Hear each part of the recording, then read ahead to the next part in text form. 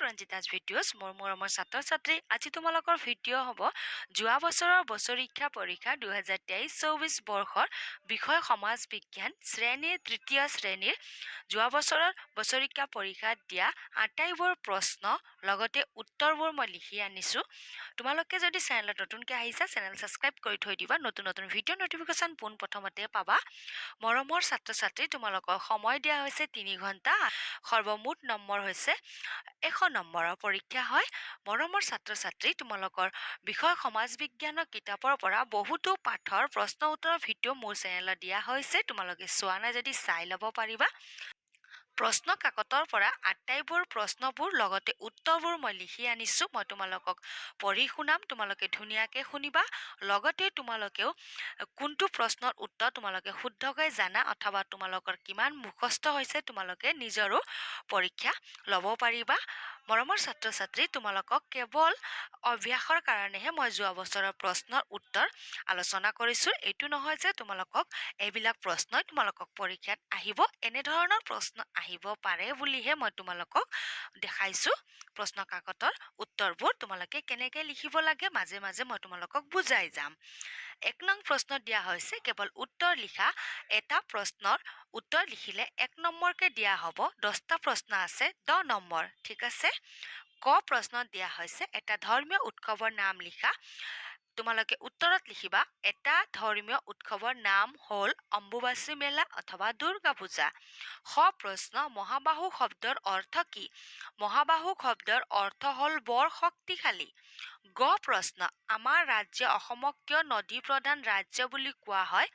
উত্তৰ আমাৰ ৰাজ্য অসমক নদী প্ৰধান ৰাজ্য বুলি কোৱা হয় কাৰণ লিখিবা আমাৰ ৰাজ্যখনত সৰু বৰ বহুতো নৈ আছে।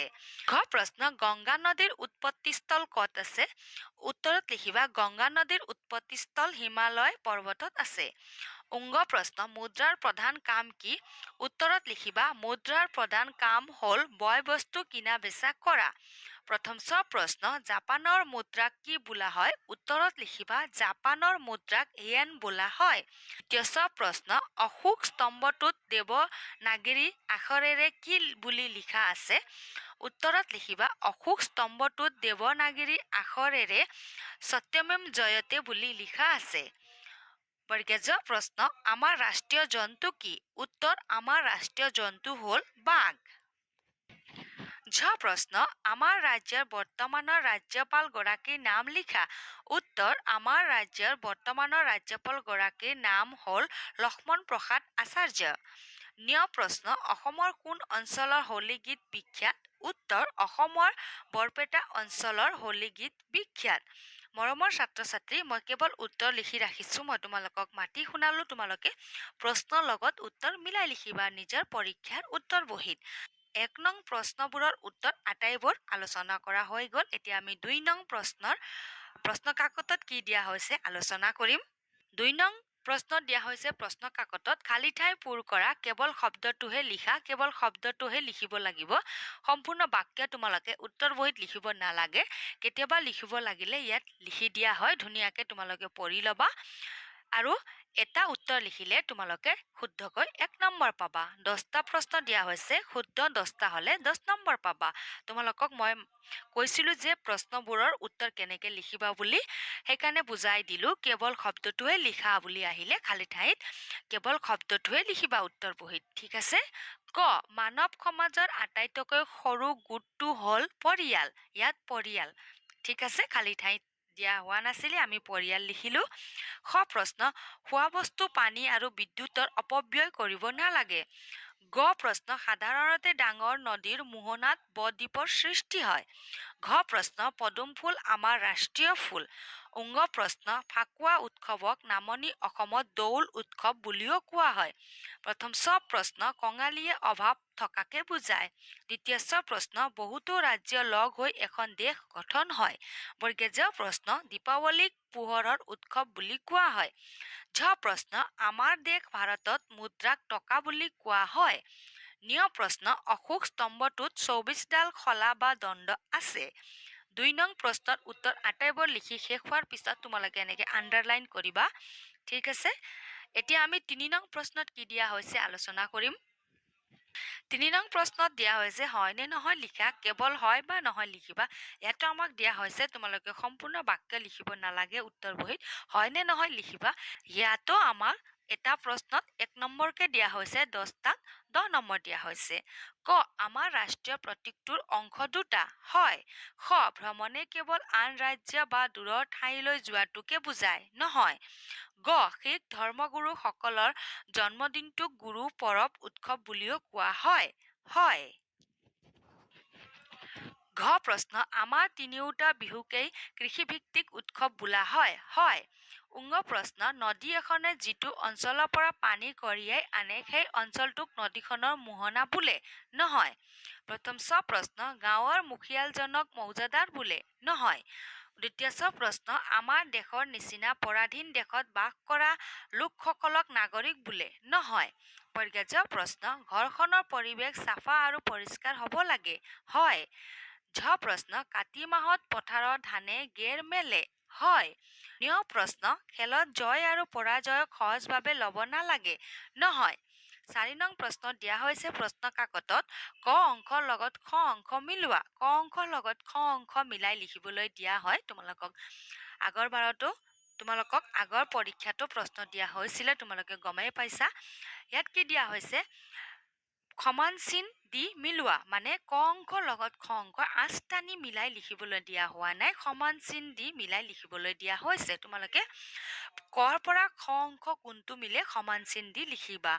আৰু ইয়াতো ঠিক তেনেদৰে 1 নম্বৰকে দিয়া হৈছে, 8টা আছে, 8 নম্বৰ দিয়া হৈছে। এতিয়া আমি উত্তৰ আলোচনা কৰিম। ক অংশ খ অংশ উত্তৰে লিখি আনিছো, ঠিক আছে। ক, আমেৰিকাৰ মুদ্ৰাক ডলাৰ বোলা হয়। ক অংশত ক নম্বৰত আছে আমেৰিকাৰ মুদ্ৰাক, আৰু খ অংশত আকৌ প্ৰথম চ লগত মিলে, ঠিক আছে। ইয়াত মই চাইডে চাইডে চোৱা, মই কোনটো লগত মিলে ইয়াত লিখি দিছো, ঠিক আছে। খ চ, মহকুমাৰ মুখিয়ালজনক মহকুমাধিপতি বোলে। গ, ওখ ঠাইৰ পৰা বৈ অহা নৈৰ পানীৰ বেগ খৰতকীয়া হয়। ঘ, আমাৰ জাতীয় পতাকা নামৰ কবিতাটোৰ ৰচক নৱকান্ত বৰুৱা। উঙ প্ৰশ্ন, ৰাছিয়াৰ মুদ্ৰাক ৰুবল বোলা হয়। প্ৰথম ছ প্ৰশ্ন, জিলাৰ মুখিয়ালজনক জিলাধিপতি বোলে। দ্বিতীয় ছ প্ৰশ্ন, আমাৰ ৰাষ্ট্ৰীয় সংগীতটোৰ ৰচক ৰবীন্দ্ৰনাথ ঠাকুৰ। পৰীক্ষা জ প্ৰশ্ন, সমান ঠাইৰ মাজেৰে বৈ অহা নৈৰ পানীৰ বেগ ধীৰ হয়। মই দেখাই দিছো তোমালোকে উত্তৰ বহীত কেনেকে লিখিব লাগে বুলি। মই তোমালোকক কৈছিলো যে প্ৰশ্নৰ উত্তৰবোৰ কেনেকে লিখিব লাগে মই বুজাই দিম বুলি। চোৱা, সমান চিন এনেকে দি লিখিবা, ঠিক আছে। তোমালোকক প্ৰশ্ন দিয়াই হৈছে। এতিয়া আমি 5 নং প্ৰশ্নত কি দিয়া হৈছে আলোচনা কৰিম। 5 নং প্ৰশ্নত দিয়া হৈছে উত্তৰ লিখা। 2 পূৰণ 12 24 দিয়া হৈছে, মানে এটা প্ৰশ্নত 2 নম্বৰকে দিয়া হৈছে, ঠিক আছে। দুটা ৰাষ্ট্ৰীয় দিৱসৰ নাম লিখা। তোমালোকে উত্তৰ লিখোতে লিখিবা দুটা ৰাষ্ট্ৰীয় দিৱসৰ নাম হ'ল গণৰাজ্য দিৱস আৰু স্বাধীনতা দিৱস। খ, পলস কি? উত্তৰত লিখিবা পৰ্বত পাহাৰৰ মাজেৰে বৈ অহা নদীৰ পানীয়ে বালি জাবৰ জোথৰ আদি উটুৱাই লৈ আহে। এনেদৰে উটুৱাই অনা বয় বস্তুবোৰক পলস বোলা হয় বা পলস বোলে, ঠিক আছে। এতিয়া আমি গ প্ৰশ্নত কি দিয়া হৈছে চাই লওঁ। নদীৰ পাৰত গঢ়ি উঠা দুটা সভ্যতাৰ নাম লিখা। উত্তৰত লিখিবা নদীৰ পাৰত গঢ়ি উঠা দুটা সভ্যতাৰ নাম হ'ল সিন্ধু সভ্যতা আৰু ইজিপ্তীয় সভ্যতা। তোমালোকৰ কিতাপত আছে আৰু আছে, তোমালোকে মুখস্থ কৰিবা। ঘ প্ৰশ্ন হ'ল আমাৰ দেশৰ বৰ্তমানৰ প্ৰধানমন্ত্ৰী আৰু বৰ্তমানৰ ৰাষ্ট্ৰপতি গৰাকীৰ নাম লিখা। উত্তৰত লিখিবা আমাৰ দেশৰ বৰ্তমানৰ প্ৰধানমন্ত্ৰী গৰাকীৰ নাম হ'ল নৰেন্দ্ৰ দামোদৰ দাস মোদী আৰু ৰাষ্ট্ৰপতি গৰাকীৰ নাম হ'ল দ্ৰৌপদী মুৰ্মু। উঙ প্ৰশ্ন, শাসন নীতি কাক বোলে? ৰাজ্য দেশ চলাবলৈ যিবোৰ নীতি নিয়ম ঠিক কৰি লোৱা হয় সেইবোৰকে শাসন নীতি বোলে। প্ৰশ্ন, আমি আমাৰ চৌপাশ কেনেদৰে পৰিষ্কাৰ কৰি ৰাখিব লাগে দুটা উপায় লিখা। আমি আমাৰ চৌপাশ কেনেদৰে পৰিষ্কাৰ কৰি ৰাখিব লাগে দুটা উপায় হ'ল বুলি লিখি তোমালোকে লিখিবা। 1 নং, য'তে ত'তে জাবৰ জোথৰ পেলাব নালাগে। 2 নং, থু খেকাৰ য'তে ত'তে পেলাব নালাগে। দ্বিতীয় প্ৰশ্ন, খিলঞ্জীয়া জনগোষ্ঠী বুলিলে কি বুজা লিখা। উত্তৰ, এখন ঠাইতে বাস কৰি থকা বিভিন্ন ভাষা উপভাষা কোৱা লোকসকলক খিলঞ্জীয়া জনগোষ্ঠী বুলি কোৱা হয়। এতিয়া আমি আলোচনা কৰিম বৰ্গাজ্য প্ৰশ্ন দিয়া হৈছে ডাক টিকট কাক বোলে উত্তৰত লিখিবা ডাক ব্যৱস্থাৰ দ্বাৰা চিঠি পত্ৰ পঠাওঁতে তাৰ ওপৰত লগোৱা টিকটক ডাক টিকট বোলে।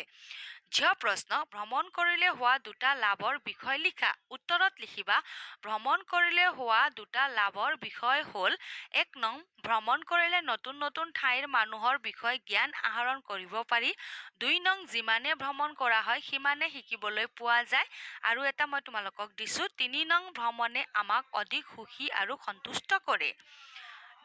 প্ৰশ্ন আমাৰ ৰাষ্ট্ৰীয় পতাকাখন সদায় উৰি থকা দুটা বিশেষ স্থানৰ নাম লিখা আমাৰ ৰাষ্ট্ৰীয় পতাকাখন সদায় উৰি থকা দুটা বিশেষ স্থানৰ নাম হ'ল ভাৰতৰ উচ্চতম ন্যায়ালয় আৰু উচ্চ ন্যায়ালয়।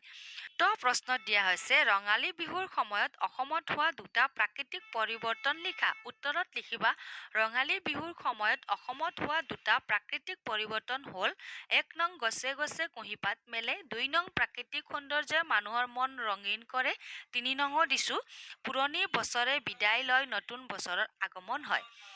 প্ৰশ্ন আমাৰ ৰাষ্ট্ৰীয় প্ৰতীকটো তোমালোকে ক'ত ক'ত ব্যৱহাৰ হোৱা দেখা পোৱা লিখা দুটা লিখিবা অকল দুটা লিখিবলৈ দিয়া হৈছে ১ নং আমাৰ দেশৰ মুদ্ৰা আৰু ২ নং কাগজী নোট আদিত দেখা পোৱা যায় ৩ নং মই লিখি দিছো চৰকাৰী নথি পত্ৰত ব্যৱহাৰ হয় আৰু যেতিয়া আমি নিজৰ দেশৰ পৰা বেলেগৰ দেশলৈ ভ্ৰমণ কৰিবলৈ যাওঁ তেতিয়াও আমাক পাছপৰ্ট লাগে পাছপৰ্টতো আমি দেখা পাওঁ ঠিক আছে বেলেগৰ দেশলৈ মানে বেলেগ দেশলৈ যাওঁতে পাছপৰ্ট লাগে পাছপৰ্ট প্ৰয়োজন হোৱা দেশত কিছুমানত নালাগে য'ত পাছপৰ্টৰ ওপৰতো ব্যৱহাৰ কৰা হয়।